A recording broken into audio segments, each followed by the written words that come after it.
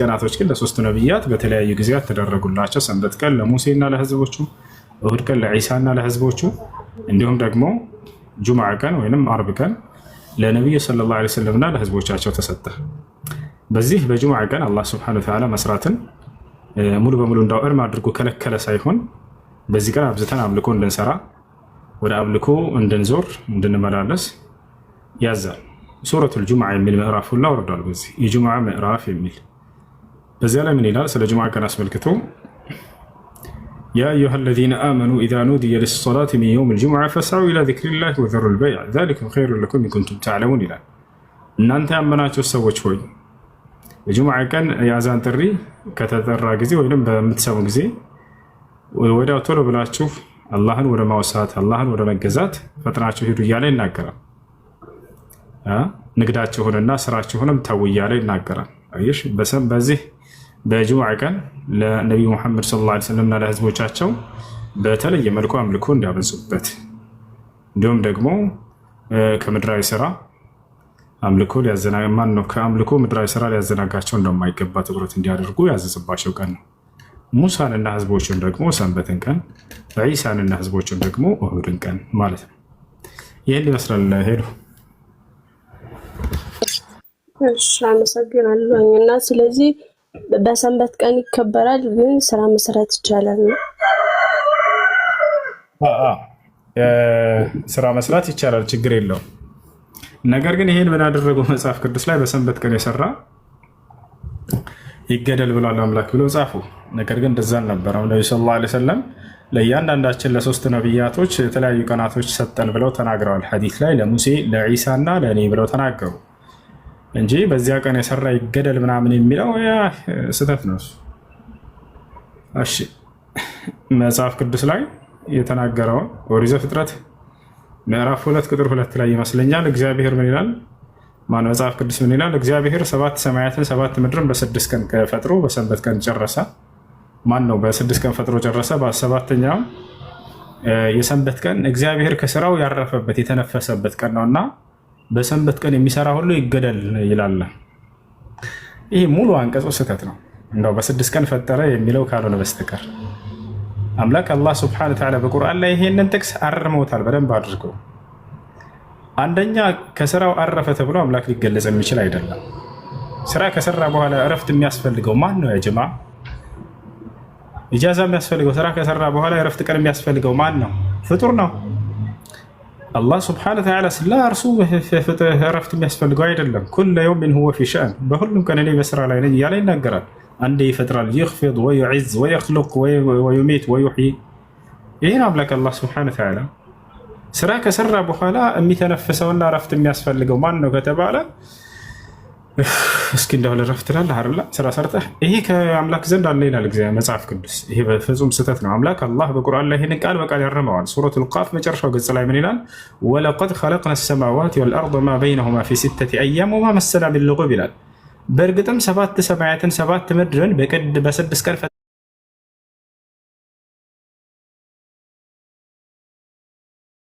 ፈጠርኳቸው፣ ከዚያ በኋላ ግን ምንም አይነት ድካም አልተሰማኝም እያለ ይናገራል። ይሄ ያረፈ ተነፈሰ ብለው ለፍጥረት የሚውልን ባህሪ በእርሱ ላይ መጫናቸው ትልቅ ስህተት ነው። ሌላኛው በሰንበት ቀን የሰራ ሁሉ ይገደል ይላል መጽሐፍ ቅዱስ። አምላክ በፍጹም በዚህ ቀን እንዳትሰሩ፣ በዚህ ቀን የሰራ ይገደል ብሎ በፍጹም የሚያዝ አምላክ አይደለም። ገብታችኋል አይደል? በሰንበት ቀን ስለሆነ ታሪክ ልንገራችሁ። አምላክ አላህ በቁርአን ላይ ሲናገር ማለት ነው ከእስራኤላውያኖች የሆኑ ሰዎች እኛ የአምልኮ ቀን እንፈልጋለን፣ በዚያ ቀን ራሳቸውን ከአምላክ ጋር እየተፈታተኑ ማለት ነው። እኛ እምነታችን በጣም ጠንካራ ነው አሉ። እኛ እምነታችን በጣም ጠንካራ ነው፣ አምላክ የፈለገ ቢፈትነን የማንወድቅ ነን፣ በቃ እኛ ጻድቆች ነን ብለው ራሳቸውን ኮነኑ። እነዚህ ሰዎች ማለት ራሳቸውን ከፍ ከፍ አደረጉ። በዚህ ጊዜ የፈለገውን ፈተና ይፈትናል አንወድቅም ብለው እነዚህ ሰዎች አምላክን መፈታተን ጀምሮ፣ ይህ አምላክን መፈታተን ነው። ታቻለን። ከዚያ እንግዲህ አሁንስ በሰንበት ቀን እንዳትሰሩ የሚል ትእዛዝ ወጣላቸው። በሰንበት ቀን እንዳትሰሩ ምድራዊ ስራ፣ ነገር ግን ለአምልኮ ብቻ አውሉት ያን ቀን ተብለው ታዘዙ። ይሄ አምላክ ያረፈበት ምናምን ብሎ ሂሳብ የለም። ከዚያ በኋላ በዚህ ቀን አምልኮን ስሩ፣ በፍጹም ምድራዊ ስራ እንዳትሰሩ፣ ሳምንቱ ሙሉ ግን መስራት ትችላላችሁ ተብለው ተነገራቸው። የትእዛዝ መጣላቸው። በዚያ በነብይ በኩል ራሳቸው ናቸው ፈተናውን የፈለጉት። ቃሉ ማዕዚረተን ኢላ ረቢኩም ወለዐለሁም የተቁን ፈለማ ነሱ ማ ذكሩ ቢሂ አንጀይና አለዚነ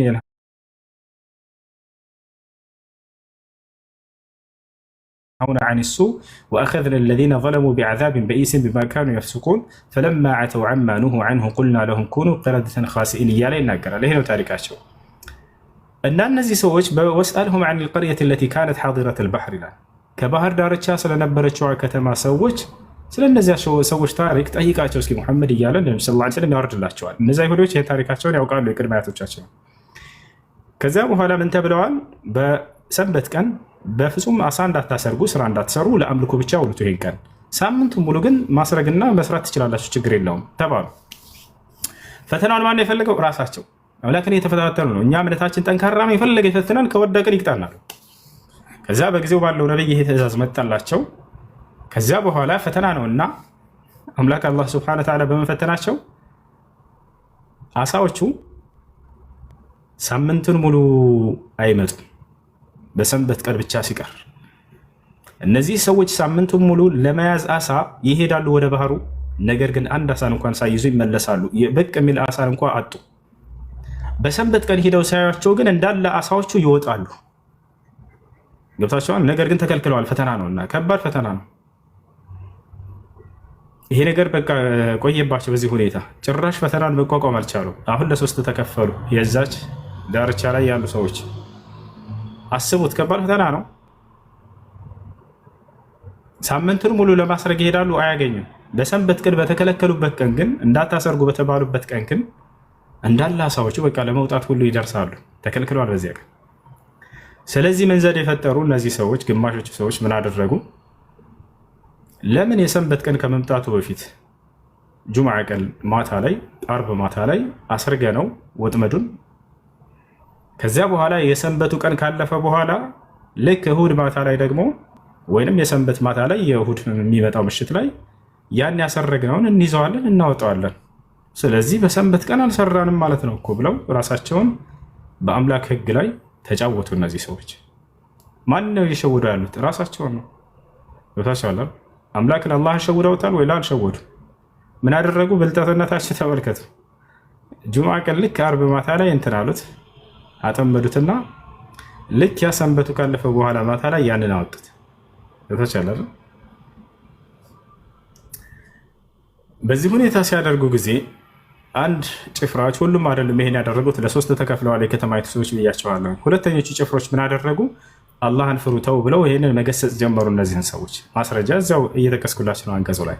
ኢዝ ያዕዱነ ፊ ሰብት አለ፣ በሰንበትም ቀን ወሰንን አለፉ። ዘለቀ ያሳያለሁ፣ ቁርአኑን ከፍቼ አንዴ ልጨርስልህ። ማስረጃ የሚሆን ቃል ዛሬ ነው እንዳወቅኩ ግባ ቁጭ ብለህ አዳምጥ። እንዳው ልኬልሃለሁ።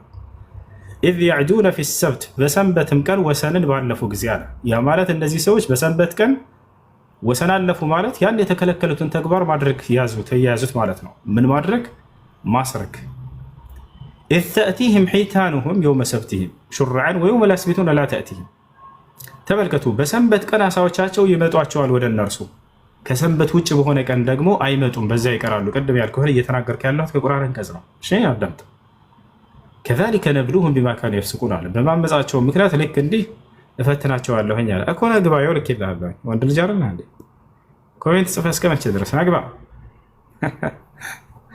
እሺ፣ ከዛ በዚህ ሁኔታ ሲሆኑ አንደኞቹ ጭፍራዎች መምከር ጀመሩ፣ መገሰጽ ጀመሩ። እነዚህን ተው፣ አላህን ፍሩ፣ እንዲህ አታድርጉ፣ አምላክ እየፈተነን ነው፣ ፈተናውን ልንወጣ ይገባል። በከለከለን በሰንበት ቀን ማስረግና መስራት የለብንም፣ ተው ይቅርባቸው ነገር አሏቸው። አያችሁ፣ ሁለተኛ ምን አይነት አንጃ ወይም ግሩፕ ተፈጠረ? መካሪና ገሳጭ ተው የሚል ግሩፕ ተፈጠረ። ሶስተኛ ግሩፕ ተፈጠረ ደግሞ ምን የሚሉ የሚመክሩትን በሚመክሩት ሰዎች ላይ የሚያሽሟጥጡ ሰዎች። ምን አገባችሁ እናንተ? ከፈለገ አላህ ይቅጣቸው፣ ከፈለገ ይተዋቸው። ለምን እናንተ ምን ጥልቅ አደረጋችሁ የሚል አጋጥሟቸው አያውቅም? ለምሳሌ አንዲት ልጅ እየጨፈረች ቲክቶክ ላይ ቪዲዮ ሰራች ነበር። አንዳንድ መካሪ ሙስሊሞች መጥተው ታይ አላህን ፍሪ፣ ነገ ሞት አለብሽ ብለው ይገስጻሉ። ሌላ ሶስተኛ ወገን ይመጣና አንቺ ምን አገባሽ በሰው ህይወት ምን ጥልቅ አደረገሽ የራስሽን ላይፍ አትኖሪም የሚል ሰው አጋጥሟቸው አያውቅም?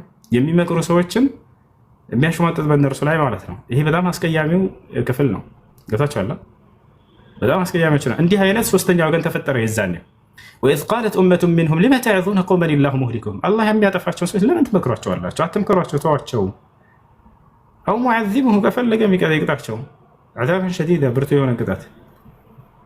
አያቸው ለሶስት ተከፈሉ። ስለዚህ አንደኛው ኃጢአቱን ያደረጉ በሰንበት ቀን የሰሩ፣ ሁለተኛ ተው አትስሩ ብሎ የሚከለክል፣ ሶስተኛ እናንተ ምን አገባችሁ ከፈለገ አላህ ይቅጣቸው ከፈለገ ይተዋቸው ብሎ የሚያሽሟጥጥ ሶስተኛ ግሩፕ። አሁን ቅጣቱ ሊመጣ ነው። ቅጣቱ በሚመጣ ጊዜ ማን ነው የሚያገኘው? መልሶ እስኪ አላህ ከመመለሱ በፊት በቁርአን ላይ ያለውን ከመንገሬ በፊት እኔ ማለት ነው ሶስት አንጃዎች ተፈጥረዋል። በሰንበት ቀን ያሰረጉ እንዲሁም ደግሞ ተው አላህን ፍሩ ብለው የመከሩ፣ ሶስተኛው ደግሞ ያሽሟጠጡ። የሚድነው የትኛው ጭፍራ ነው? የሚጠፋው የትኛው ጭፍራ ነው? የሚድኑት የትኞቹ ናቸው? የሚድኑት ቁጥር ስንት ናቸው? ቁጥር አንድ ኃጢአቱን ያደረጉ ያመፁ፣ ሰንበት ቀን እንዳትስሩ ተብለው የሰሩ። ሁለተኛ ተው አላህን ፍሩ ይሄ ነገር ይቅርብን ያሉ የመከሩት። ሶስተኛ ያሽሟጠጡት። የሚጠፉት የትኞቹ ናቸው? የሚድኑትስ የትኞቹ ናቸው? የሚድኑት ቁጥር ሁለት ናቸው። ተው አላህን ፍሩ ይቅርባችሁ፣ ይቅርብን ይሄን ነገር አናድርግ አምላክ አላህ የፈተናችሁ ነውና ተው ፈተናውን ልትወጡ ይገባል ብለው የገሰጹ ይድናሉ። የሰሩትና ያሽሟጠጡት ግን ይጠፋሉ። ያሽሟጠጡት ለምን አልሰሩም እኮ እንዳትሉ በኃጢአት ላይ ስለተባበሩ ያ ነገር እንዳይገሰጽና እንዳይመከር መካሪዎችን ስላሽሟጠጡ በእነርሱ ላይ እያቸው አይደለ። ታዲያ በምን ተቀጡ ከተባለ ፈለማ ዐተው ዐማ ኑሁ ዐንሁ አለ አላህ። የተከለከሉትን ነገር ግን እነዚህ ሰዎች በተላለፉና በሰሩ ጊዜ ቁልና ለሁም ኩኑ ቂረደተን ኻሲኢን የተዋረዳችሁ ዝንጀሮ ሆኑ አልኳቸው አለ። ወዲያውም ዝንጀሮ ሆኑ። ወዲያውም ምን ሆኑ? ዝንጀሮ ሆኑ እነዚህ ሰዎች። ሙፈሲሮች ያስከትሉ ሲናገሩ ምን አሉ? ልክ ጠዋት እነዛ ደህናዎቹ ሰዎች አማኞቹ መልካሞቹ ከቤታቸው ወጥተው ማለዳ ላይ ሲጠብቁ አንድ የሚወጣ ህዝብ የለም። ሁለቱም ጭፍራዎች ተቀሰፈው በቃ ወደ ዝንጀሮነት ተቀይረዋል። የት ናቸው ብለው ሲፈልጉ ቤታቸው ሲሄዱ እንዳለ ወደ ዝንጀሮ የተቀየሩ ሆነዋል። አላህ ወደ ዝንጀሮ ቀይሯቸዋል። በቃ እነዚህ ይህን ታሪኩን ማስረጃ ስትሉ የነበሩ ሰዎች ላሳያቸው አውጥቼ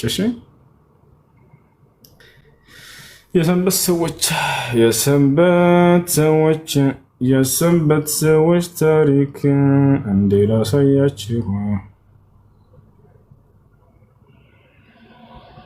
ሱረቱል አዕራፍ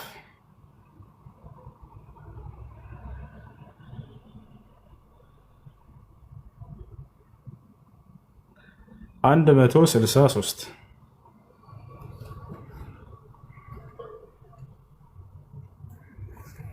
እሺ ልጆች ትቀጥላላችሁ። እሺ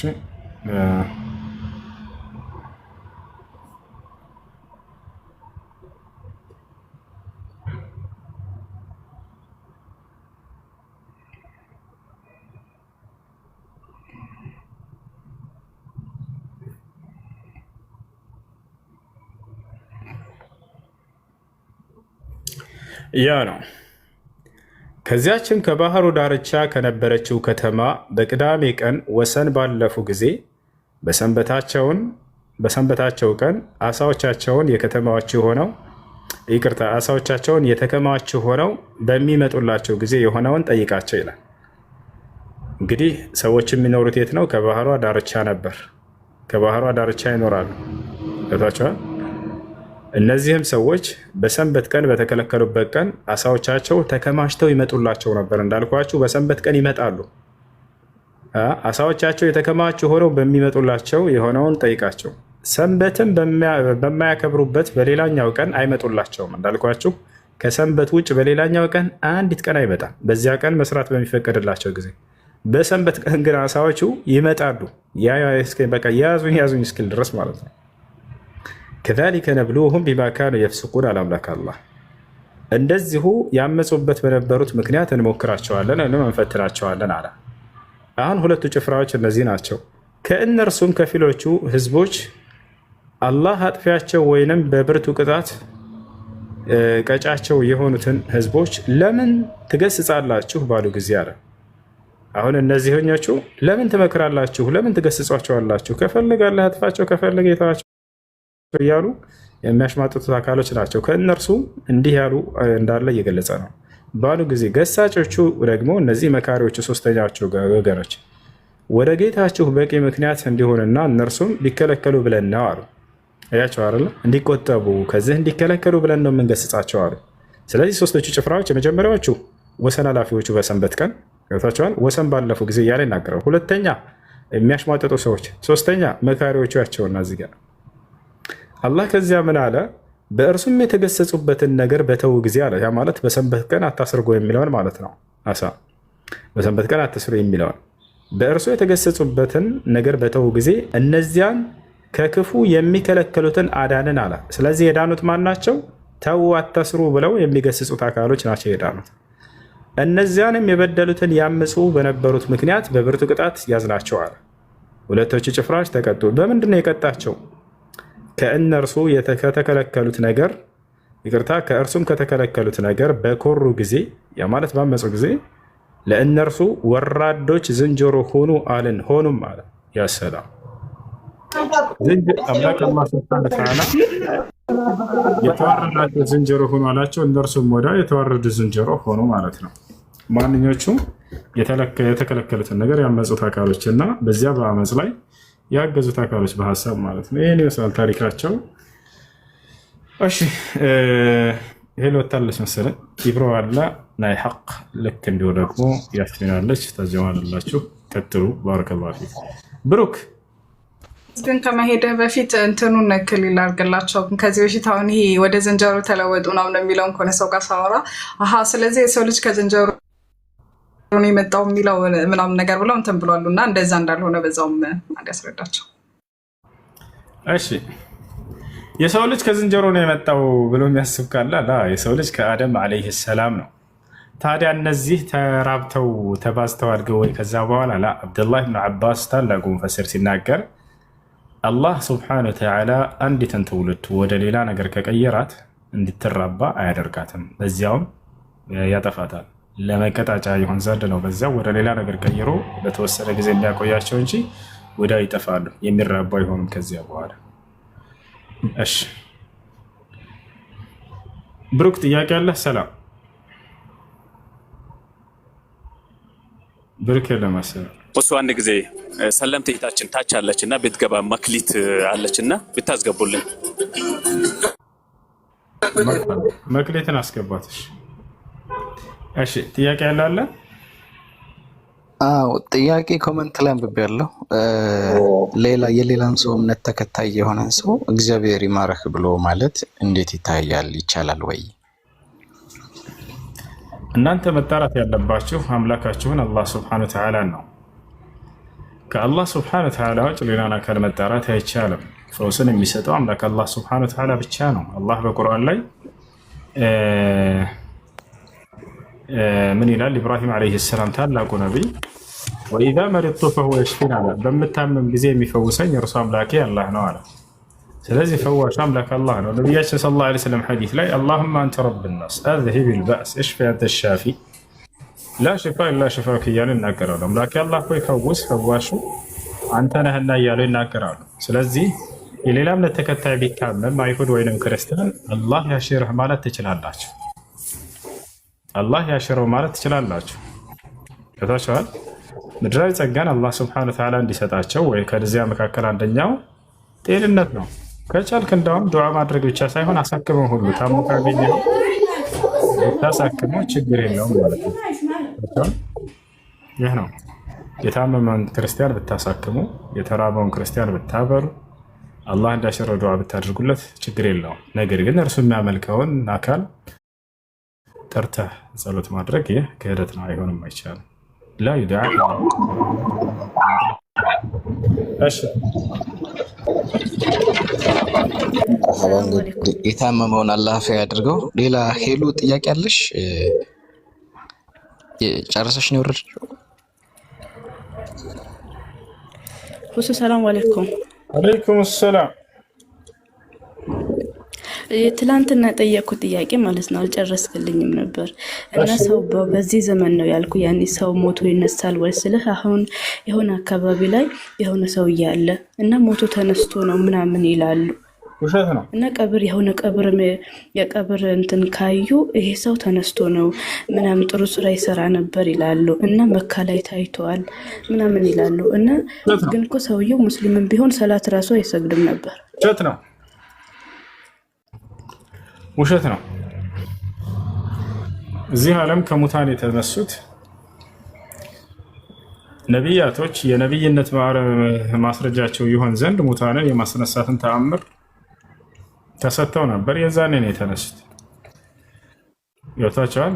ብዙ ተነስተዋል ከሙታን ተብለው የተነገሩ አሉ። እሱ ሁሉ ስህተት ነው። ለምሳሌ ከዚያ መካከል ከተነገሩ ስህተቶች መካከል ኢየሱስ ክርስቶስ ሙቶ ተነስቷል የሚለው ነገር አንደኛ ትልቁ ስህተት እዚህ ዓለም ላይ እሱ ነው።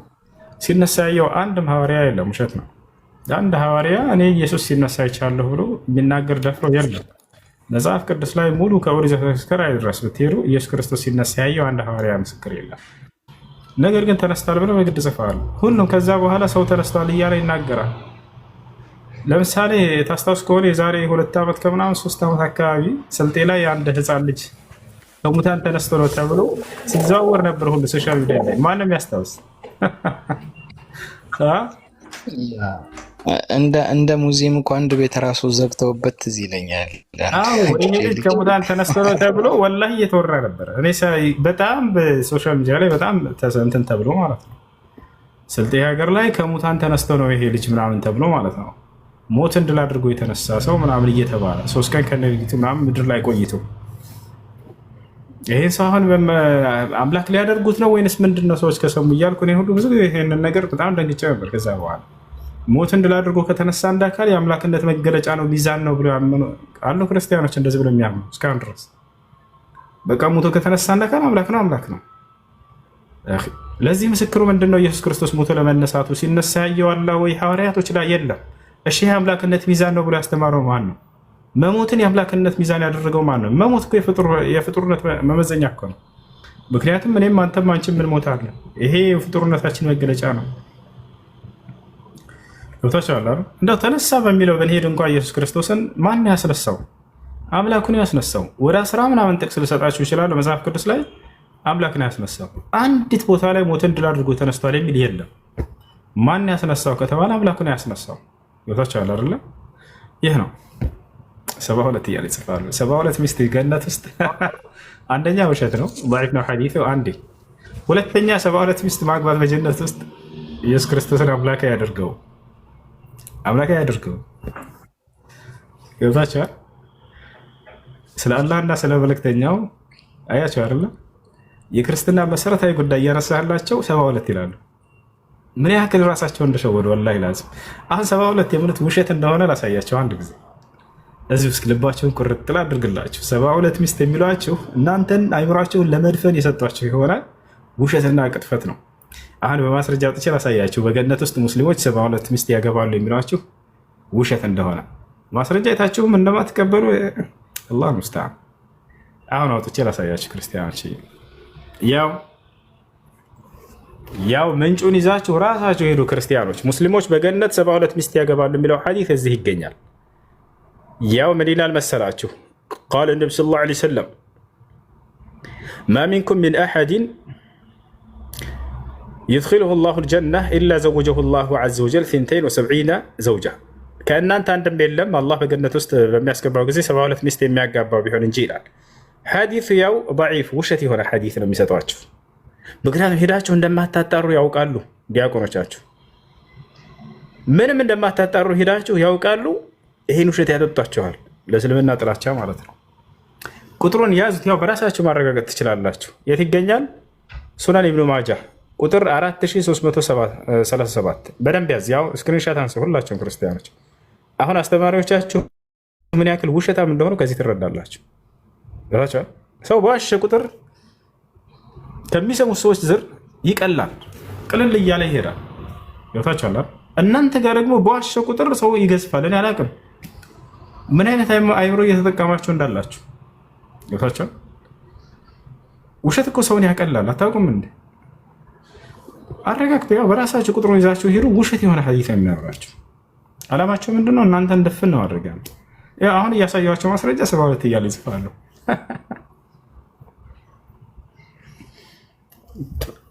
አላህ ይመስገን። እና ኢየሱስ ክርስቶስ የክርስትና እምነት መሰረት ምንድነው? ክርስቶስ ከሙታን መነሳቱ ነው። ጳውሎስ ሲናገር ምን አለ? ኢየሱስ ክርስቶስማ ከሙታን ካልተነሳ ክርስትናችን ከንቱ ነው ብሎ ተናገረ።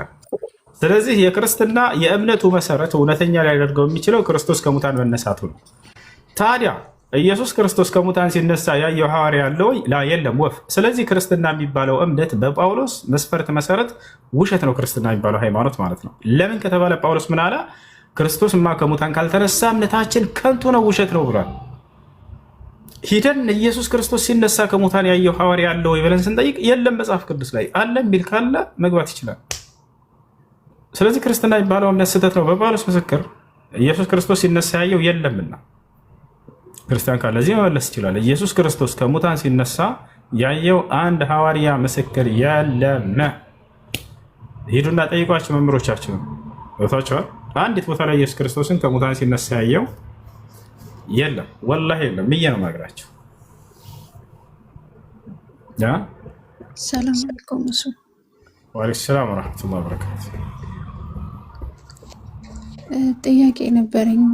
ታናሽ እህቴ ናት፣ የኔ 14 ዓመቷ ነው እና ስለ እስልምና ያለውን ነገር እኔ ባለኝ እውቀት አስተምሪያት ምናምን እሷ ሻሃዳ መያዝ ትፈልጋለች። ግን አንድ ጥያቄ ጠየቀችኝ።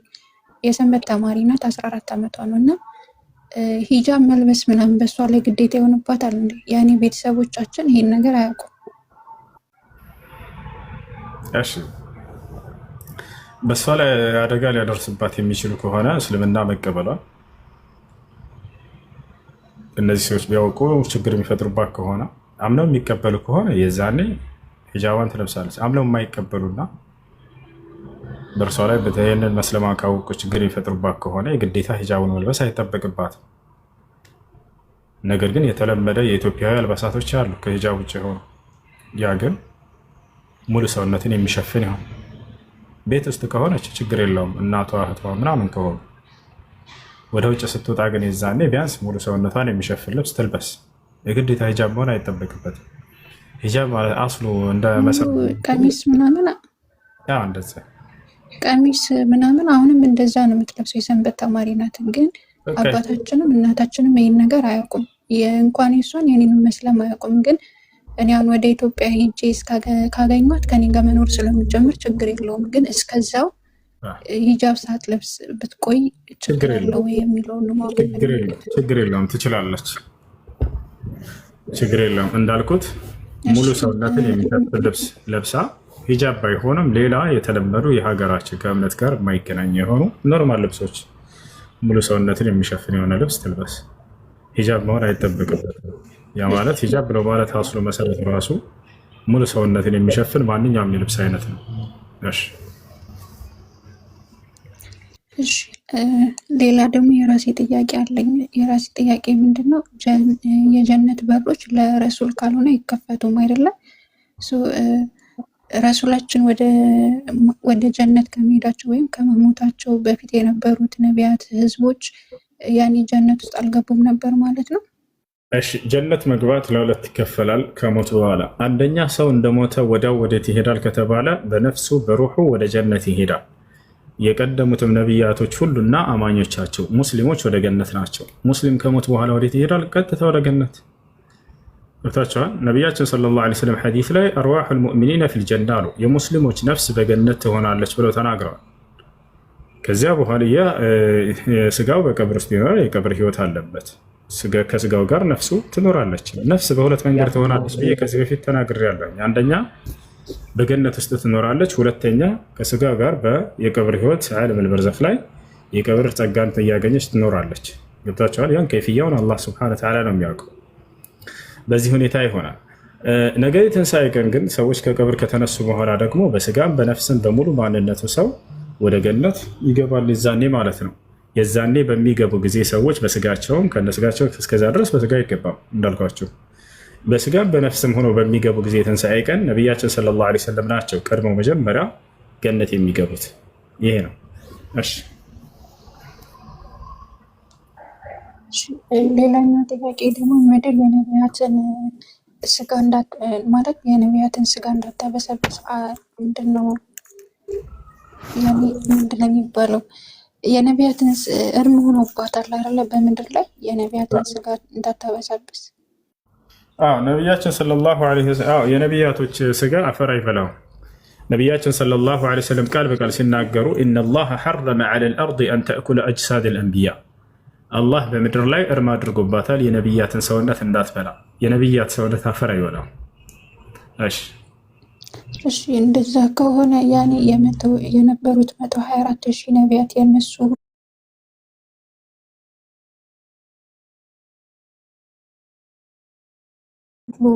የሞቱት በሞቱበት ቦታ ከተቀበሩ ያኔ የነሱ ሬሳ እንዳለ በምድር ላይ አልበሰበሰም ማለት ነው። እንዴት ነው ይሄ ነገር? የቀብርን ህይወት ከይፍያውን አላህ ሱብሓነሁ ወተዓላ ነው እርሱን የሚያውቀው።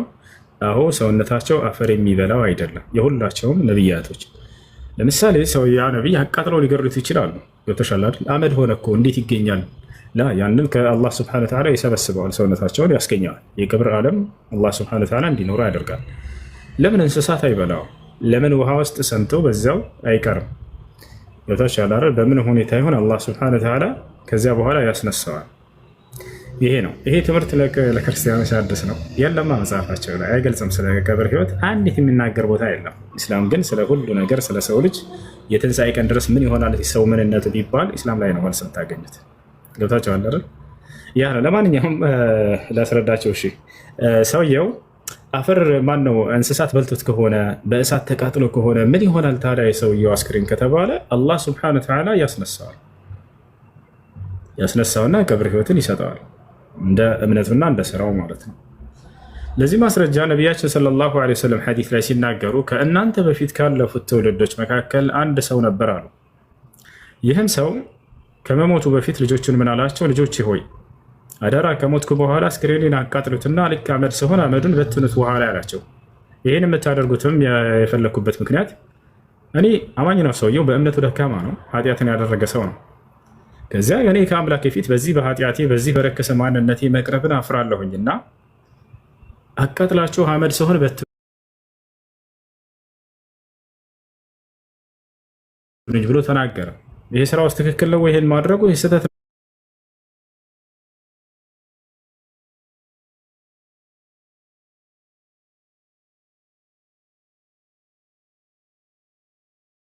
አለበት። የአላህ ሱብሓነሁ ወተዓላ ፍርሃት አለበት። ገብታችኋል አይደል? ልጆቹም ይሄን ኑዛዜ ፈጸሙ። ልክ በሞተ ጊዜ አስከሬኑን አቃጠሉና ውሃ ላይ በተኑት አመዱን አሉ ነብዩ ሰለላሁ ዐለይሂ ወሰለም።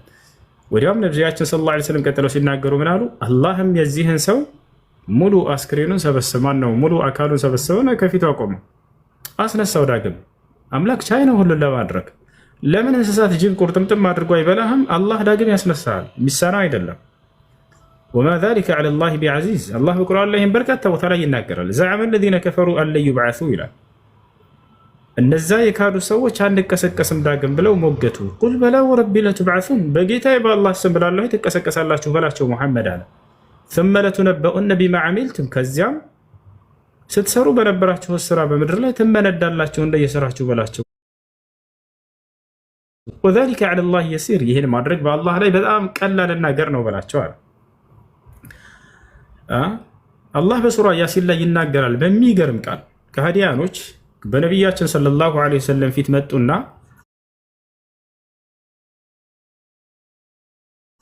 ነቢያችን ሰለላሁ ዐለይሂ ወሰለም ከሙታን ትነሳላችሁ፣ ዳግም ትንሣኤ ያላችሁ የሰው ልጆች ሁሉ፣ ከዚያም የፍርድ ቀን አለባችሁ፣ ከአምላክ ፊት ትቆማላችሁ፣ እንደየ እምነታችሁና እንደየስራችሁም ይፈረድላችኋል፣ ይፈረድባችኋል እያሉ እያስተማሯቸው ከዚያም ወደ ገነት ወደ ገሃነም መሄድ አለ ብለው የነቢያትን ትምህርት ሁሉ ያስተምሯቸው ነበር ለመካ ከሃዲያኖች። ይሄን እያሉ እያለ ሙቶ መነሳትን የሚያስተባብሉ ከሃዲያኖች ከፊታቸው ቆመው ነበርና ሊሳለቅባቸው አንዱ ምን አደረገ? የበሰበሰ አጥንትን አነሳና እንዲህ ከፊታቸው እንዲህ እያደረገ በትንትና አደረገው። እንዲህ እያደረገ በታተረውና ይህንን አሁን የበሰበሰ አጥንት አምላክ ያስነሳዋል ዳግም እያልክ እየቀለድክ ነው ሙሐመድ አላቸው። ተሳለቀባቸው። እንዲህ እያደረገ ፊታቸው ፍርፍር አደረገውና አጥንት። አላህ ቁርአን ላይ ሲገልጸው ምን አለ? ወደረበ ለና መሰለን ወነሲየ ኸልቀሁ አለ ቃለ መን ዩሕዪ ልዒዛመ ወሂየ ረሚም ቁል ዩሕዪሃ አለዚ አንሸአሃ አወለ መራ ወሁወ ቢኩሊ ኸልቅን ዓሊም። ወደረበ ለና መሰለን አለ የሰው ልጅ ምሳሌ መታልኝ፣ ለእኔ ምሳሌ ያደረገልኝ አለ። ምሳሌው ምንድን ነው? ሊናገር ነው። ወነሲየ ኸልቀሁ አለ ነገር ግን አፈጣጠሩን ረስቷል አለ። ይሄን ዳግም እንዴት ያስነሳል ሲል እንዴት እንዳመጣሁት ረሳ እንጂ የሰው ልጅ ያንን ቢያስተውል ኖሮ እርሱን ዳግም ከማስነሳት ይልቅ እንዳው ይከብዳል ቢባል ኖሮ ያ እርሱን ካለመኖር ወደ መኖር ማምጣቱ ነበር የሚከብደው። ለእኔ ግን ሁሉን ቀላል ነው እያለ ነው አላህ። ነገራትን ካለመኖር ወደ መኖር ማምጣት ነው የሚከብደው እንዳው ስናስበው ጊዜ፣ ወይንስ የተሰራን የፈራረሰን ነገር ዳግም ገጣጥመህ እንደገና ማስገኘት? ሁለተኛውን እንዳውም ቀላሉ ገብታችኋል አይደል? ሰውን ካለመኖር ወደ መኖር ማምጣቱ ነበር የሚከብደው። ለአምላክ ሁሉም ቀላል ነው። አላህ ሲናገር ምን አለ? ወደረበ ለና መሰል፣ የሰው ልጅ ለእኔ ምሳሌን መታልኝ አለ። ቃለ መን ዩሕዪ ልዒዛመ ወሂየ ረሚም፣ ይህንን የበሰበሰ አጥንት እንዴት ነው ማን ነው ህያው የሚያደርገው ዳግም ሙሐመድ እያለ ይሳለቅባቸው ነበር ከፊታቸው። ይህን የበሰበሰና የንትብ ያለን አጥንት እንዴት ነው አምላክ እንደገና ማን ነው ህያው የሚያደርገው ሙሐመድ እያለ እርሳቸው ላይ ይሳለቃል። ቁል ሙሐመድ ሆይ እንዲህ ብለህ መልስላቸዋል። አምላካችን አላህ ሁሉን ቻይ የሆነው ዩሕዪሃ አለዚ አንሸአሃ አወለ መራ፣ ይችን ባለዚህን አጥንት ሰው መጀመሪያ ህያው ያደረጋትና የፈጠራት አምላክ ያው ራሱ ዳግም ህያው ያደርጋታል ብለህ መልስላቸው። ያሰላም ቁል ዩሕዪሃ አለዚ አንሸአሃ አወለ መራ፣ መጀመሪያ የፈጠራትና ያስገኛት አምላክ ራሱ ዳግም እንደገና ህያው አድርጎ ያስነሳታል ብለህ መልስላቸው። ወሁወ ቢኩሊ ኸልቂን ዓሊም፣ እርሱ አምላክ አላህ ስለ ሁሉም ፍጥረቱ አዋቂ ነው ብለህ መልስላቸዋል። እርሱ ነው ካለመኖር ወደ መኖር ያመጣችሁና በጠፋችሁም ጊዜ ዳግም እንደገና ወደ መኖር ሊያነሳችሁ ቀላል ነው ለእርሱ እያለ ይናገራል አላህ ሱብሓነሁ ወተዓላ። ገብታችኋል? ስለዚህ የቀብር ህይወት ያለ ነው። አምላክ አላህ ሱብሓነሁ ወተዓላ ዳግም ያስነሳቸዋል ሰዎችን። የነቢያቶችን አስክሬን ደግሞ ምንም እንዲበሰብስ አላደረገም። ይህን ቃል በቃል ነቢያችን ሰለላሁ ዐለይሂ ወሰለም ሲናገሩ ኢነላሃ ሐረመ ዐለል አርዲ አን ተእኩለ አጅሳደል አንቢያ፣ እነሆ አምላካችሁ አላህ በምድር ላይ እርም አድርጎባታል የነቢያትን ሰውነት እንዳትበላ። እሺ ሳይቀበር ቢቆይስ አንድ ነቢይ አይበላም፣ አፈር አይበሰብስም፣ አይሸትም፣ አይገማም እንደሌላው አስክሬን ማለት ነው። እሺ ይህን አሳዩን የሚሉ የዋዎች አይሉ እና ነቢያቶችን እናሳያቸዋለን፣ ችግር የለም። ከዚህ በፊትም ማስረጃ ወጥተን ስናሳያቸው ነበር። ከነቢያቶች መካከል አንድ ነቢይ ያልተቀበረ ለዘመናት አስክሬኑ የቆየ ነቢይ እንዳለ ኢስላም ያስተምራል። ማን የተባለ ነቢይ? ዳንኤል ዓለይሂ ሰላም። ዳንኤል ወይንም ዳንኤል የተባለው ታላቁ የአላህ ነቢይ አምላክ አላህ ሱብሓነሁ ወተዓላ ወደ እስራኤል ሰዎች የላከው ነቢይ ነበር። ይሄ ነቢይ በጣም ደጋግ ከሚባሉ ነቢያቶች መካከል ነው። ይሄ ነቢይ ከሞተበት ጊዜ አንስቶ የዒሳ ዘመን አልፎ የነቢ ሰለላሁ ዐለይሂ ወሰለም ዘመን አልፎ ነቢ ሰለላሁ ዐለይሂ ወሰለም ሰሓቦቻቸው ዑመር ብን አልኸጣብ እያስተዳደረ ባለበት ጊዜ የነቢ ሰለላሁ ዐለይሂ ወሰለም ሁለተኛው ኸሊፋ ማለት ነው፣ ከአቡበክር ስዲቅ በኋላ ያለው እርሱ እያስተዳደረ ባለበት ጊዜ ድረስ አስክሬኑ ሳይቀበር ቆይቷል። ምን እያደረጉት ከተባለ አይሁዳውያን እየተባረኩበት በእርሱ ማለት ነው ያወጡታል። አስክሬኑን ዝናብ ሲቀርባቸው ጊዜ በዚያ ይማጸናሉ። ይሄ ጻድቅና መልካም ሰው ነው፣ መልካም ነቢይ ነው። ካኑ የስተስቁነ ቢሂ፣ በእርሱ ዝናብን ይለምኑ ነበር። ከዚያ ዑመር ብን አልኸጣብ ልክ በእርሱ አገዛዝ ጊዜ በአይሁዲዎች ላይ ድል ባደረጉ ጊዜ ሙስሊሞች ቀጥታ የሆነ ቤተ አምልኮ ውስጥ ሲገቡ ጊዜ ትልቅ አስክሬንን ያገኛሉ። ከራስጌው ስርም እንዲህ ከራሱ አጠገብ በብራና የተጻፈ የተጠቀለለ ዕብራይስጥ ጽሑፍን ያገኛሉ ሰሃቦች። ነገር ግን ሰሃቦች አረበኛ ነበር የሚችሉት፣ ዕብራይስጥ አይችሉም። በዚህ ጊዜ እስልምናን የተቀበሉ የአይሁድ ሊቃውንቶች ነበሩ፣ ከነቢ ሰለላሁ ዐለይሂ ወሰለም ተከታዮች ገብታችኋል። ኃይለኛ የአይሁድ ሊቃውንቶች ከዕቡል አሕባር ይባላል። ይህ አይሁድ ከዕቡል አሕባር ከአይሁዳውያን ከሊቃውንቶቻቸው መካከል ነበር። እስልምናን የተቀበለ አይሁድ ነው። በየትኛው ጥቅስ እንደሰለመ ታውቃላችሁ? ራሱ ሐዲስ ላይ ይናገራል። በየትኛው ጥቅስ እንደሰለመ ታውቃላችሁ? ብሉይ ኪዳን ላይ ትንቢተ ኢሳይያስ ምዕራፍ 42 ቁጥር 1 ያለው ይህ ስላንተ የሚናገር ነው ብሎ ቃል በቃል ነቢ ሰለላሁ ዐለይሂ ወሰለም ፊት መጥቶ የተናገረ የአይሁድ ሊቅ ነው። ትንቢተ ኢሳይያስ ምዕራፍ 42 ቁጥር 1 ላይ በዚያን ጊዜ እርሱ በሚያነብበት ጊዜ ይህ አይሁድ ከዕቡል አሕባር እነሆ ደግፌ የያዝኩት ባሪያዬ አሕመድ የሚል ቃል ነበረ ብሎ ራሱ ይናገራል። እነሆ ደግፌ የያዝኩት ባሪያዬ አሕመድ መንፈሴንም በእርሱ ላይ አደርጋለሁ ቃሉንም አያነሳም። ገብታችኋል አይደል? ይሄ ሁሉ እንዳለ ስላንተ የተነገረ ነው ብሎ ራሱ መጥቶ መስክሯል። እና በዚያ ጥቅስ አማካኝነት ይህ ሰውዬ ለእኛ ቃል የተገባኸው አንተ ነቢይ ነህ ብሎ እስልምናን የተቀበለ የሆነ ታላቅ የአይሁድ ሊቅ ነበር። ሶሓቦች ያንን ዕብራይስጥ ጽሑፍ ወስደው ለዚህ ለአይሁድ ሰጡት። ከዕብ ሆይ አንተ አይሁድ የነበርክ እስልምናን የተቀበልክ ነህ፣ ዕብራይስጥንም የምታውቅ ነህ። ይህን ደግሞ ከራስጌው ስር አግኝተነው ነው ከዚህ ከአስክሬን ስር። እስኪ ምን እንደሚል አንብብና ተርጉምልን አሉት። ሲያየው ጊዜ እኔ የአላህ ነቢይ ዳንኤል እባላለሁኝ ይላል። ከእኔ በኋላ የሚመጡ ስለ እነርሱ ነግራቸዋለሁ ይላል። በዚያ ላይ የሚገርማቸው ትንቢትና የጻፈላቸው ስለማን ትንቢት ጽፏል ከተባለ ሁለት ታላላቅ ከኔ በኋላ ስለሚመጡ ነቢያቶች ብሏል። አንደኛው ማን ነው? መሲሁ ዒሳ ዓለይሂ ሰላም ቃል በቃል ስሙን አንስቶ መሲሁ የሚባለው ነቢይ ከኔ በኋላ ይመጣል ብሎ፣ ሁለተኛ ከእርሱ በኋላ ደግሞ ሙሐመድ ይመጣል ብሎ እዚያ ላይ ጽፎላቸዋል። ገብታችኋል አይደል? እንዲሁም ደግሞ ስለ ነቢዩ ሰለላሁ ዐለይሂ ወሰለም ሰሓቦች ማንነትና ባህሪያቸው ሙሉ እዚያ ላይ ይገኛል። ይሄን ባገኙ ጊዜ እነዚህ ሰዎች አስክሬኔንም እስከዚያ ዘመን ድረስ ሳይቀበር ይቆያል፣ ከዚያ የዚያ ዘመን የነቢዩ ሙሐመድ ዘመን ትውልዶች ይቀብሩታል ብሎ ይናገራቸዋል። በዚህ ጊዜ ዑመር ብን አልኸጣብ ነበርና አስተዳደሩ መዲና ላይ ደብዳቤ ተላከ። እንዲህ አይነት አስክሬን አግኝተን ነበር፣ ካጠገቡም እንዲህ ተጽፏል፣ ምን እናድርገው ሲሉት ጊዜ ሃዛ ነቢዩ ሚነል አንቢያ ለዑመር ብን አልኸጣብ፣ ይህ ከአላህ ነቢያቶች መካከል አንድ ነቢይ ነው፣ አደራ አስክሬኑን አክብሩ አላቸው። ገብታቸዋል። ስለዚህ ምን አዘዛቸው? 13 መቃብሮችን ቆፍሩ በሌሊት አላቸው። ለምን 13 መቃብር አስፈለገ?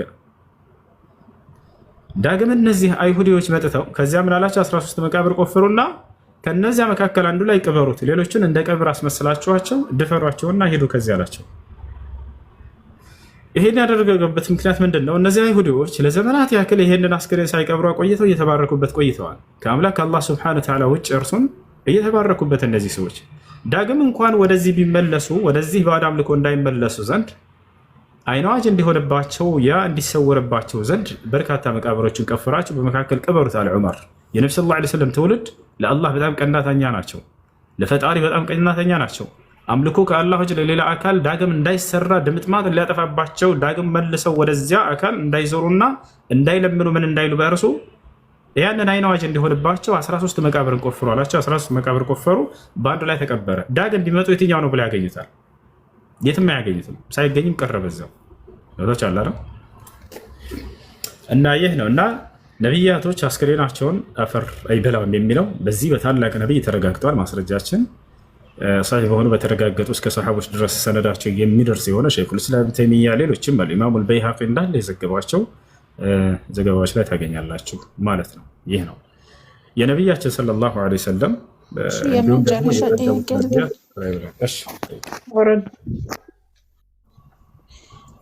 የመጨረሻ ጥያቄ ምንድነው? አሁን ታናሽ እህቴን እስልምና ከተቀበለች በኋላ ቤተሰቦች ይህን ነገር ቢያውቁ ያኔ ቤተሰቦቻችን ቢያዝኑብን የቤተሰብ ቀልብ መስበር በእኔ ላይ ሐራም ይሆንብኛል እንዴ? አይሆንብሽም። ምክንያቱም የአምላክን ትእዛዝ ነው የጠበቃችሁት። የአምላክን ትእዛዝ እስከጠበቃችሁ ድረስ በዚያ ነገር ላይ ለምን የዓለም ሰው በዚያ አይቀየማቸውም? በዚያ አትጠየቁበት። ነቢያችን ሰለላሁ ዐለይሂ ወሰለም ሲናገሩ ምን አሉ? ላ ጣዓተ ሊመክሉቅን ፊ ማዕሲየት ልኻሊቅ፣ ፈጣሪን በማመፅ ላይ ፍጥረታትን መታዘዝ አይቻልም አሉ። وقال النبي صلى الله عليه وسلم من أرضى الله بسخط الناس رضي الله عنه وأرضى عنه الناس ومن أرضى الناس بسخط الله سخط الله عليه وأسخط عليه الناس. اللهم بما سدست سوتشن ياسكيم سو الله يدست بتال سوتشم كجزي وحنا النزيع سوتش يدست بتال لا زاري لا في كتب بتال. ነገር ግን አላህን አምላኩን አስቆጥቶ ሰዎችን ለማስደሰት የሰራ ሰው አምላክን ቢቆጣበታል፣ ሰዎችን ቢቆጡበታል፣ ለጊዜው የወደዱት ይመስለዋል እንጂ ነው። ስለዚህ እዚህ ምድር ላይ ስትመጡ ጊዜ የተፈጠራችሁበት ዓላማ ያን የፈጠራችሁን አምላክን አምናችሁ እርሱን በብቸኝነት ለመገዛት እንጂ ለሌላ አይደለም። የሰዎችን ፍላጎት ለመጠበቅ አይደለም። አደራ የአምላካችሁ ትእዛዝ ከፍጥረታት ትእዛዝ ይቀደማል። አላህ ነው እዚህ ዓለም ላይ ያመጣችሁ እናንተንም አባቶቻችሁም ቅድመ አያቶቻችሁን። ስለዚህ የሰዎች ፍላጎትና የአምላክ ፍላጎት ቢጋጭ እዚህ ዓለም ላይ የሰዎች ፍላጎት ሳይሆን የአምላክ ፍላጎት ነው መቀደም ያለበት። የአምላክ ፍላጎት ምንድነው? እርሱም በብቸኝነት እንድትገዙ ነው። ለዚህ ነው የተፈጠርነው። አላህ በቁርአን ላይ ሲናገር ሱረቱ ዛሪያት ላይ ወማ ኸለቅቱል ጂነ ወልኢንሰ ኢላ ሊያዕቡዱን ይላል። ሰዎችንም ሆነ ጋኔኖችን እኔም በብቸኝነት እንዲገዙ እንጂ ለሌላ ዓላማ አልፈጠርኳቸውም እያለ ይናገራል። ይህ ነው ፍጥረታት የተፈጠሩበት ዓላማ እርሱም በብቸኝነት ይገዙ ዘንድ ነው። ስለዚህ የአምላካቸውን ትእዛዝ ጠብቁ፣ ሁለቱም ዓለም ያምርላቸዋል። የአምላክን ትእዛዝ አንብጻቸው ሰዎችን እናስደስታለን እንዳትሉ፣ ሁለቱም ዓለማቸው ይበላሽባቸዋል። ሀይ ጀዛካላ። ይህ ነበረ የዛሬ ጥያቄ። አመሰግናለሁ። መርሐባ። ሰላም አለይኩም። እሱ መክሊት ቦክስ ነው። እሺ የሲስተርን ምናምን ልውጥ እናደርጋለን። ብዙ የሚያግዙ ነገሮች አሉ። ስለ ፎሬክስ ስለ እንትን ልጠይቅ ነበር፣ ፎሬክስ ትሬዲንግ እና እኔ አሁን በጣም እንትን ያልኩት ስትራቴጂ ያለኝ የራሴ ማለት ነው። በጣም ብዙ ጊዜ ነው ትሬዲንግ ላይ እና ያን ስትራቴጂ ምንም ሳልቀንስ ሳልጨምር ያን በቃ አፕላይ እያደረኩ ትሬድ ባረግ እንዴት ይታያል?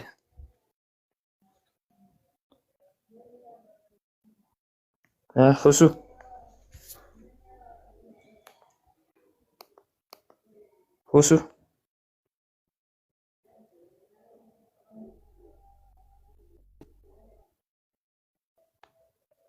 ሄሎ፣ ጠብቅ፣ ስልክ እያወራ መሰለኝ። እሺ መክሊት ሰምተሽኛል?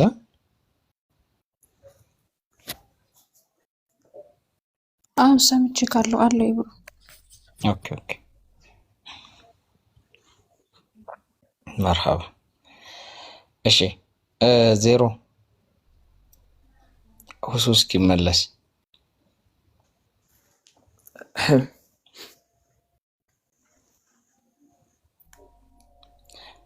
ሌላ ሰው አስገቡ። ወአለይኩም ሰላም ወራህመቱላህ። ኢብሮ ደህና ነህ? አለሁ አልሐምዱሊላህ። እንዴት ነህ ረሚ? አልሐምዱሊላህ። ያ ጀማ ቤቱን 1 ሚሊዮን ወደ ማስገባት ካፕታብ እንሂድ። ኮፕሊንግም ብናደርግ ሌላ ክርስቲያን ካለ ይግባ። በዛ ላይ ቪዲዮ ፖስቻለሁ እና ገብታችሁ እዩ። ወደፊት እየሰራበት የምንመጣው ነው ኢንሻአላህ፣ በሁለቱም በኩል ማለት ነው፣ በክርስትናም ሆነ በእስልምና የአምላክ ባህሪያቶችን እንዳሳለን ማለት ነው። እና የፖስትኩትን ቪዲዮ ገብታችሁ ሼር አድርጉልኝ። ባረካላሁ ፊኩም።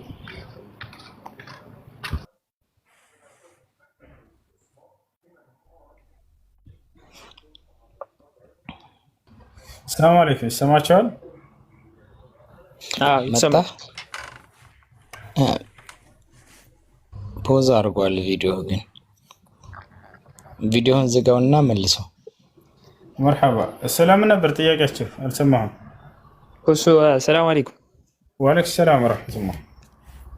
ስለ እንትን ልጠይቅ ነበረ፣ ፎሬክስ ትሬዲንግ እና እኔ አሁን በጣም ብዙ ጊዜ ነው ትሬዲንግ ላይ እና የራሴ ስትራቴጂም አለኝ በጣም እንትን ያልኩት ማለት ነው ያጠናሁት። እና ያን አሁን ስትራቴጂ ምንም ሳልቀንስ ሳልጨምር ራሱን በቃ አፕላይ እያደረኩ ትሬድ ባረግ እንዴት ይታይልኛል? ወንድም ስለ ፎሬክስ ብዙ ጊዜ ሰዎች ተጠይቀው ማነው እየጠየቁ እዚህ ተናግሬያለሁ። የዕለሞችን ፈትዋ ሁላ ጥቻ ሳይቻቸዋለሁ። ፎሬክስ ዕለሞች ሐራም ነው ብለዋል። በዕለሞች መካከል ኺላፍ ቢኖረው ለጥንቃቄ ሲባል ሐራም ነው ብለው ያስቀመጧቸው ማስረጃዎች እነሱ ጠንከር ይላሉ። አንደኛ ተቃውድ የለውም፣ መቀባበል የሚባል ነገር አለ። እሱ ሊከሰት ይገባል። ይወታል። ሌላም መስፈርቶችን አስቀምጠው ዕለሞች ከዚህ በፊት ብዙ ጊዜ አውጥቻ አንብቤያቸዋለሁ። ያስነበብኳቸው ልጆች እንትን ሳሳያቸው ነበረ። ማየት እንፈልጋለን ያሉ ልጆች እና ስለዚህ አይሆንም የሚለው ነው። ሌሎች አንዳንድ ሰዎች ይቻላል ብለው የተናገራሉ። ነገር ግን መስፈርቶቹ የተቀመጠ ማን ነው የስራውን ሂደት ሰዎች ሲናገሩ እንዲሁም ዕለሞች ያስቀምጠዋቸው የከለከሉባቸው ምክንያቶች ስናቸው አሳማኝ ሆኖ የተገኘው እርሱ ነው። ወላሂ አዕለም። እሺ ማሂር፣ ሰላም አለይኩም ማሂር። ወአለይኩም ሰላም ሁሴን፣ እንዴት ነህ ሐቢቢ? الحمد لله سلام. نحن ديخا صبخيم غاديو يا سلام لمرك بقى قدنا ታስተምረኛለህ። ቆይ ማሂር እንዲሁም ናይ ሐቅ ከላ ያስተዛሉ ኢብሮ አለ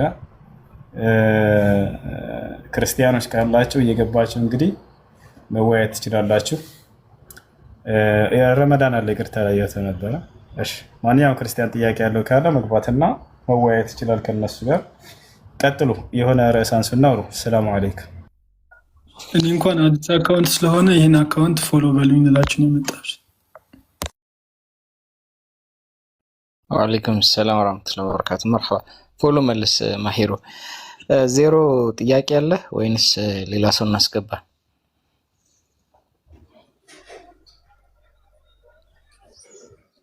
ዜሮ እንጅርቱ ጥያቄ አለኝ ያኔ አልጨረስኩም። እሺ ማን? ኦኬ ሄለን ፈትዋ ጥያቄ ነው ስለ እሱ ነው አንዱ መልሶልኛል። አንድ ጥያቄ አለኝ እና አንድ ጥያቄ ማለት ነው። አሁን ብዙ ጊዜ ጁምዓ የሚሞት ሰው የጀነት ነው የሚባል እንትን አለ። እሺ እና እሱ ነገር ቢነግረኝ እና ደግሞ አንደኛ ደግሞ ያን ሻሃዳ ሳይዝ የሞተ ሰው ሙስሊም ሆኖ ሻሃዳ ሳይዝ ቢሞት ያ ሰው ያኔ እንትን ጀነት አይገባም ማለት ነው። ይሄ ሁለቱ ጥያቄ ነው ሙትላክ። ኦኬ እሺ እስቲፎ አንዴት ትመውታለህ? ሻሃዳ ሳይዝ ማለት እስልምና ሳይቀበል ነው አይደል? በአብዛኛው ጊዜ ሰዎች ሲሞቱ ያን ያለ በቃ ላኢላሃ ኢለላህ ብሎም የሚሞት አለ፣ እንደዛው ሙስሊም ሆኖ ዝም ብሎም የሚሞት አለ። ያኔ ላኢላሃ ኢለላህ ሻሃዳ ሳይዝ የሞተ ሰው ማለት ሙስሊም ነው። ያኔ ሻሃዳ ሳይዝ የሞተ ሰው ጀነት እንትን አይልም ወይ ማለት ነው? አልፈናላ ችግር የለም ኢንሻአላህ። ሁሱ አለ ወይስ ሄደሃል? እሺ ለመጨረሻ መልስልሽና ትቀጥላላችሁ። እሺ ጁምዓ ቀን የሞተ ሰው ጀነት ይገባል የሚባለው ስህተት ነው። ጁምዓ ቀን ጀነት ይገባል የሚባለው ስህተት ነው። ሰው እንደ ኢማኑና እንደ ስራው እንጂ እንደ እምነቱና እንደ ስራው እንጂ በጁምዓ ቀን ስለሞተ አይደለም። ገብታችኋል? አላህ በቁርአን ላይ ማን ጀነት እንደሚገባ ማን ጀነት እንደማይገባ አስቀምጧል። መስፈርቱ እሱ ነው። በሐዲስ ላይ ነብዩ ሰለላሁ ዐለይሂ ወሰለም ኢነ الذين آمنوا وعملوا الصالحات لهم جنات النعيم ይላል አላህ። እነዚያ አምነው መልካምን የሰሩ ሰዎች ለእነርሱ የገነት ጸጋ አለችላቸው ኻሊዲነ ፊሃ በእርሷም ውስጥ ለዘላለም ዘውታሪዎች ናቸው ይላል። ስለዚህ ጀነትን የሚያገኘው የዘላለማዊ ህይወትን በእርሷ ውስጥ የሚያገኘው በአላህ ሱብሓነሁ ወተዓላ አምኖ መልካምን የሰራ ሰው እንጂ በጁምዓ ቀን ስለሞተ አይደለም። ሌላኛው አንድ ሰው ሸሃዳ ቃል ሳይል የሚሞት ሙስሊም ጀነት አይገባም ወይ? በደንብ አድርገው ይገባል እንጂ በደንብ አድርገው ይገባል። በአላህ እስካመነ ድረስ አላህ ያዘዘን ትእዛዝ እስከሰራ ድረስ ይሄ ሰውዬ ጀነት ነው። መጨረሻ ላይ ላኢላሃ ኢለላህ ቢል መልካም ሆነ። ያንም ባይልም ምንም በእርሱ ላይ ወቀሳ ወይንም ነውር የለበትም። ገብታችኋል አይደለ? ከቻለ ይበል። ነቢያችን ሰለላሁ ዐለይሂ ወሰለም መን ካነ አኺር ከላሚሂ ላኢላሃ ኢለላህ ደኸለል ጀና ብለዋል። የመጨረሻ ህይወቱ ላይ ላኢላሃ ኢለላህ ያለ ገነት ገባ ብለው ተናግረዋል። ገብታችኋል? ለምሳሌ ካፊር ሆነ ሰውየው እስከዛሬ እድሜው ልክ ኖሮ ልክ መጨረሻ ህይወቱ ላይ ይሄ ሰው ግን ወደ እስላም መጣና አመነ። ሰከራተል መውት ወይንም ጣረ ሞት ሳይመጣበት በፊት በቃ መጨረሻ ላይ ተጸጸተና ይሄ ሰው ላኢላሃ ኢለላህ አለ፣ በአላህ አንድነት መሰከረ፣ ነብዩ ሰለላሁ ዐለይሂ ወሰለም ነብይነት መሰከረ። ይሄ ሰው ጀነት ይገባል ወይ? አዎ ጀነት ይገባል። ገብታችኋል? ጀነት ይገባል። ምክንያቱም በአንድ አላህ አመነ። ይሄ ሰው ከመሞቱ በፊት መሰከረ፣ የነበረበትን የክህደት እምነት ካደ። ገብታችኋል? ለዚህ ነው ነቢያችን ሰለላሁ ዐለይሂ ወሰለም አጎታቸውን የመጨረሻ ህይወቱ ላይ ታመው ምን አሉት? ያ ዐም ቁል ላኢላሃ ኢለላህ ከሊመተን ኡሓጁ ለከ ቢሃ ዐንደላህ፣ አጎቴ ሆይ ላኢላሃ ኢለላህ በል፣ በዚች ንግግርህ ምክንያት ነገ የትንሣኤ ቀን አምኗል ብዬ እንድከራከርልህ እንድሟገትልህ ብለው ተናገሩ። ስለዚህ ባይልም ሙስሊም እስከሆነ ድረስ ያ አለማለቱ የሚጎዳው ነገር አይደለም። ሰላም አለይኩም። ወአለይኩም ሰላም ወራህመቱላሂ ወበረካቱ። በበቂ ሁኔታ ተመልሷል ይመስለኛል። ኢንሻአላህ ሌላ ጥያቄ አለሽ ዜሮ ወይንስ ግራ የገባሽ ነገር አለ?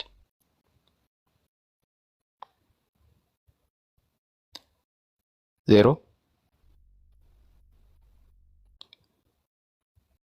ተቋርጫለሁ እንዴ? ዜሮ